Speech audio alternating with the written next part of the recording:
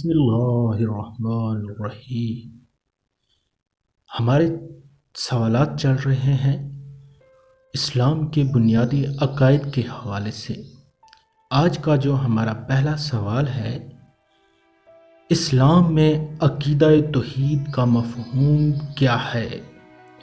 جواب ہے اس کا، اللہ تعالیٰ کو اس کی ذات اور صفات میں یکتا ماننا اور اقرار کرنا کہ کس طرح بھی کوئی اور اس کے ساتھ شریک نہیں ہے۔ سوال نمبر ہے 2، عقیدہ توحید کی اقسام لکھیں۔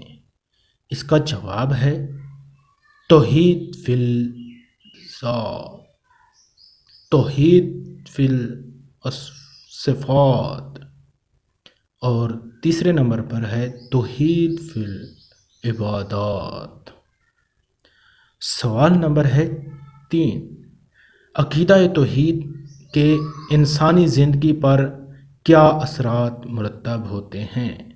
اس کا جواب ہے، نمبر 1 پر ہے عزت نفس، نمبر 2 پر ہے عاجزی اور انکساری، نمبر 3 پر ہے قناعت، نمبر 4 پر ہے غرور اور تکبر کے نفی، نمبر 5 پر ہے اللہ کی راہ میں مال خرچ کرنے کا جذبہ، نمبر 6 پر ہے اطمینان قلب، نمبر 7 پر ہے محبت الہی، نمبر 8 پر ہے بہادری سرفروشی، نمبر 9 پر ہے شرک کے معنی کیا ہیں؟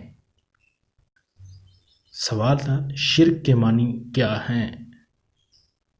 جواب ہے، شرک کے لغوی معنی ملانا، شریک کرنا، شامل کرنا، حصہ داری کے ہیں۔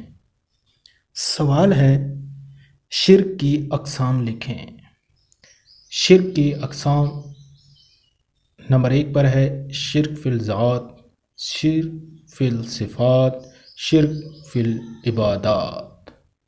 مزید اس طرح کی ویڈیوز کے لیے ہمارے اس چینل کو سبسکرائب کریں اور ساتھ میں بیل آئیکنز کو پریس کریں تاکہ آپ کو اسلام کے متعلق ہر قسم کی معلومات کی آگاہی ملتی رہے۔ اللہ حافظ۔